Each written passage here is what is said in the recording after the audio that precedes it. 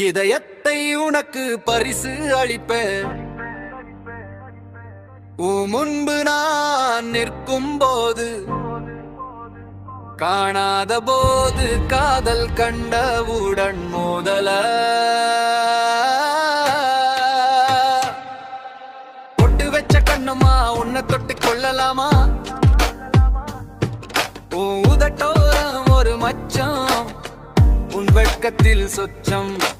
பூமியில் இருந்து சொர்க்கம் பார்த்தேன் உன் கண்களில்.